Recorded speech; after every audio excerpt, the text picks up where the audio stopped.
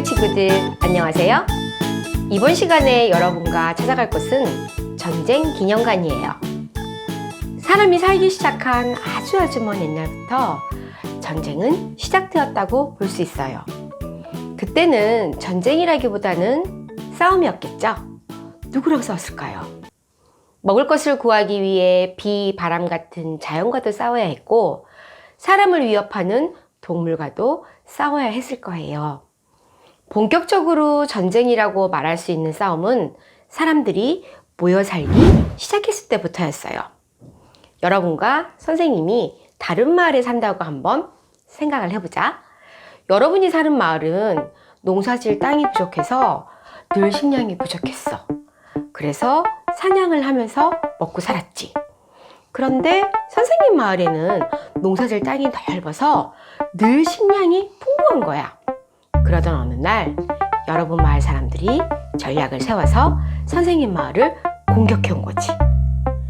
여러분의 승리가 되고 선생님 마을은 전쟁에서 지게 됐어요. 자, 이제는 선생님 마을의 땅은 여러분의 땅이 되고 선생님은 노예로 만들어서 계속 농사일을 시켰겠죠. 여러분 마을은 땅도 넓어지고 사람도 많아지면서 마을은 점점점 커져서 나라를 만들게 됐을 거야. 어때요? 전쟁은 역사 속에서 계속 등장할 수밖에 없었겠죠.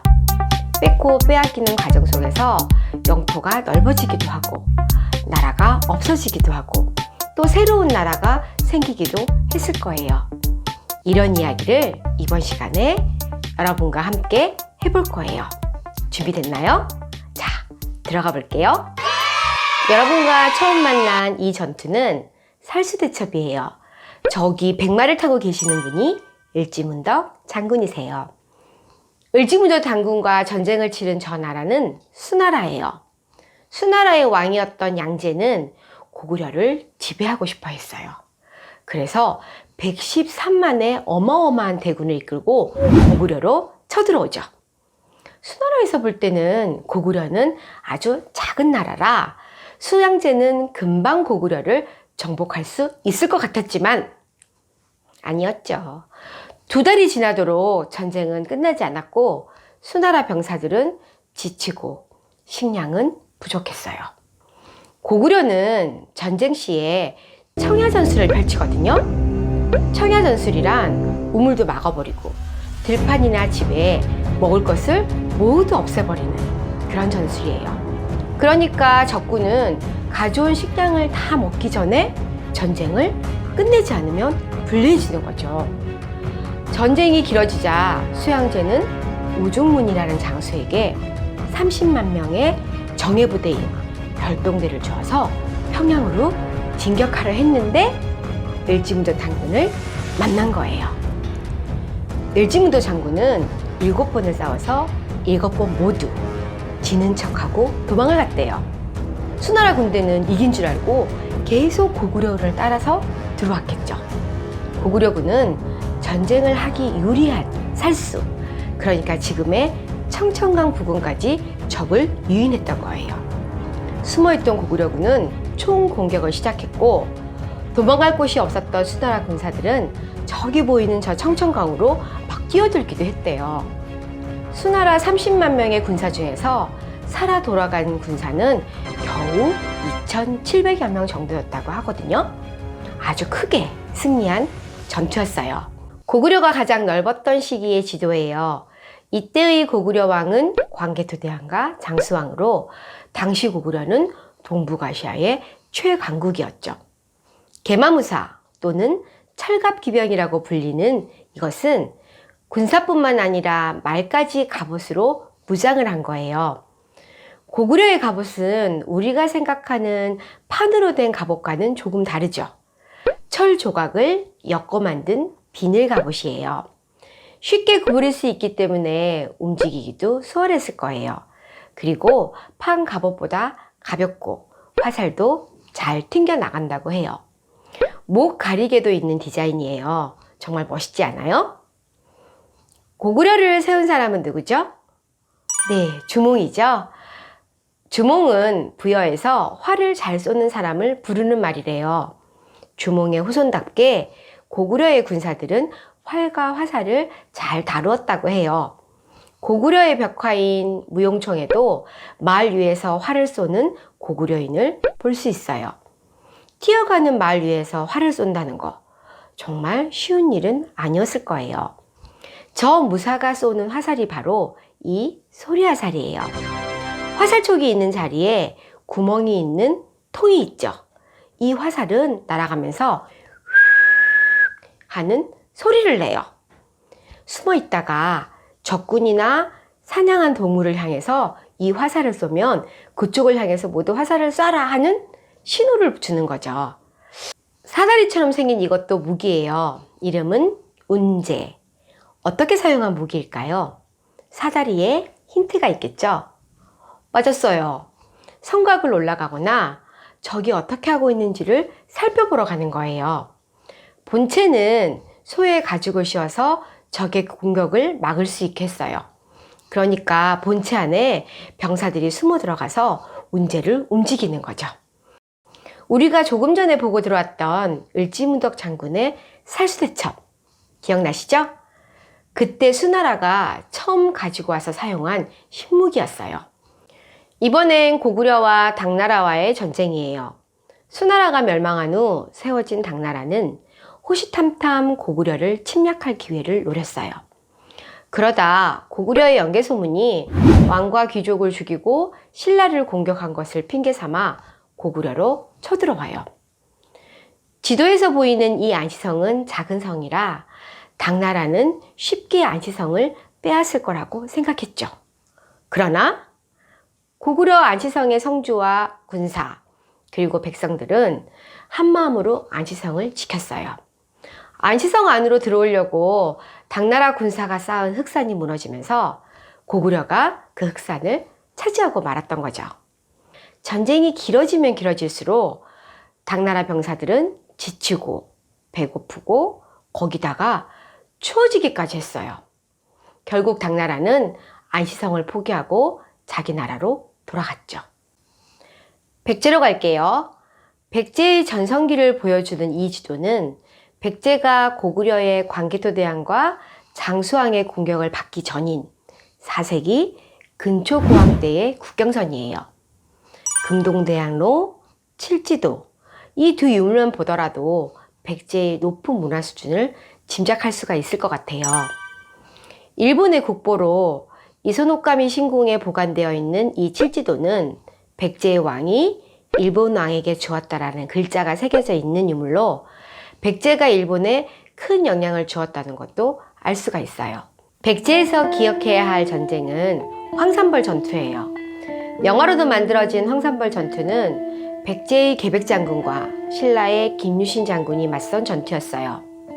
5천의 군사로 10배가 넘는 5만의 신라 군사와 전쟁을 치르러 나가기 전에 계백장군은 자신의 부인과 자식을 불러 살아서 노예가 되느니 죽는 것이 낫다며 가족들에게 죽음을 선택하게 했죠.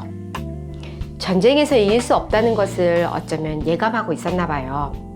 하지만 불리한 조건 속에서도 계백은 4번이나 승리를 거두죠. 당연히 이길 거라고 생각했던 신라의 군사들은 초조하고 지쳐가기 시작했어요.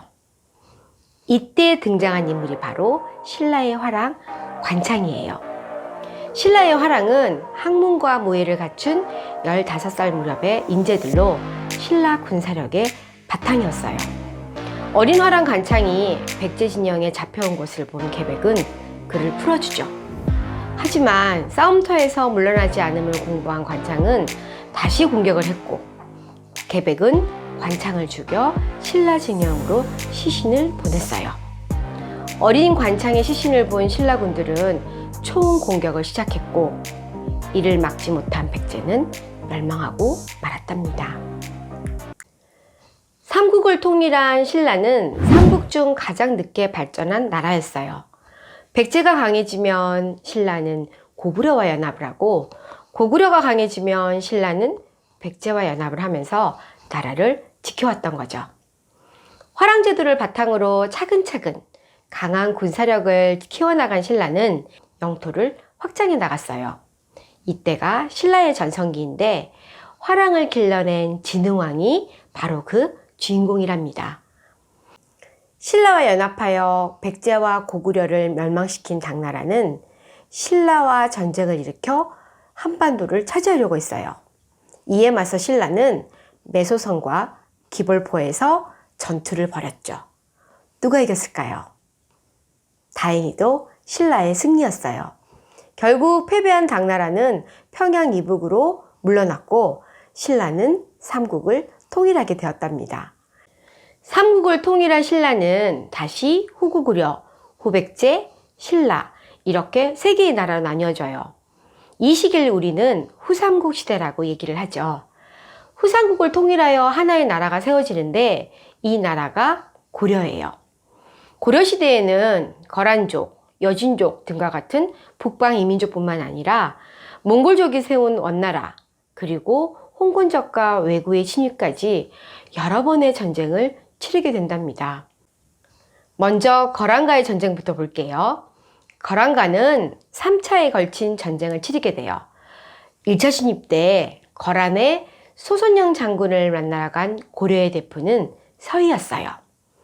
서희는 고려의 왕이 보낸 사신의 자격으로 당당하게 외교 담판을 지으러 간 거예요. 당시 고려와 외교를 하고 싶어하는 거란의 의도를 잘 알고 있었던 서희는 전쟁도 하지 않고 거란과의 길을 통하게 하는 명목으로 땅까지 확보하는 성과를 거두게 돼요. 그곳이 바로 강동육주예요. 강동육주는 군사적으로나 외교적으로 아주 중요한 지역이었어요. 거란은 강동육주를 다시 찾고 싶어 했어요. 아차 싶었던 거죠. 결국 2차, 3차 침입을 해왔고 3차 침입 때 거란을 맞이한 사람은 강감찬 장군이었어요. 강감찬 장군은 뛰어난 전략가였죠. 소의 가죽을 연결해서 강물을 막은 후 거란군이 강을 건너기 시작하자 막아놓은 강물을 터뜨렸던 거예요. 거란군들은 강물에 휩쓸렸고 고려군은 공격을 가했던 거예요. 생각지도 못한 공격을 받은 거란군은 개경을 빼앗으려고 이동했지만 개경에는 한 톨의 식량도 한 명의 사람도 없었어요. 결국 굶주림에 지쳐 돌아가려 하는 거란군을 강감찬 장군은 다시 총공격을 가해서 큰 승리를 거두었답니다. 이 전투가 바로 귀주대첩이에요. 몽골족을 통일한 칭기즈칸이 수나라를 멸망시키고 세운 나라가 원나라예요. 당시 원나라는 유럽과 러시아까지 세력을 넓혀나가던 세계적인 강국이었어요. 유럽 사람들까지 벌벌 떨게 했던 원나라와 우리 고려는 6번에 걸친 30년이 넘는 전쟁을 치르게 돼요. 왕과 관리들은 강화도로 피난을 가고 정작 나라를 지키기 위해 싸운 사람들은 농민과 천민들이었답니다. 그 대표적인 전투가 바로 처인성 전투예요. 승려인 김윤우는 몽골군의 대장인 살리타를 화살로 쏘아 죽이고 큰 승리를 거두게 된답니다. 원나라와의 전쟁을 중단하기로 결정한 고려의 조정은 강화도에서 개경으로 돌아오게 되죠. 하지만 이제는 고려는 원나라에 충성해야만 하는 신하의 나라가 되고 말았어요. 그래서 원나라와의 전쟁 이후에 고려 왕들은 충렬왕, 충선왕, 충모광 등 충자가 붙는 묘를 가지게 된 거죠. 고려 조정은 몽골군에 항복했지만 끝까지 맞선 군대가 있었어요. 당시 권력을 쥐고 있던 최후의 개인 군대였던 삼별초였어요. 강화도에서 진도를 거쳐 제주도로 근거지를 옮겨가면 끝까지 몽골군에 맞서 싸웠어요. 삼별초가 몽골군에 맞서 싸운다는 소식을 듣고 삼별초의 군사가 된 백성들도 많았다고 해요. 당시 최고의 군사력을 가진 몽골군에 대항한 삼별초는 고려의 자주성을 보여주는 대표적인 항쟁이에요. 지금까지 고조선을 지나 삼국, 남북국, 후삼국을 거쳐 고려시대까지 무기와 전쟁을 둘러보았어요. 전쟁하느라 힘들었죠? 수고 많으셨어요. 이 나라를 지키기 위한 조상들의 노력을 조금이라도 알고 감사함이 느껴지는 시간이었을 거예요. 다음 시간에는 또 다른 곳에서 다른 이야기로 다시 만나기로 해요. 안녕!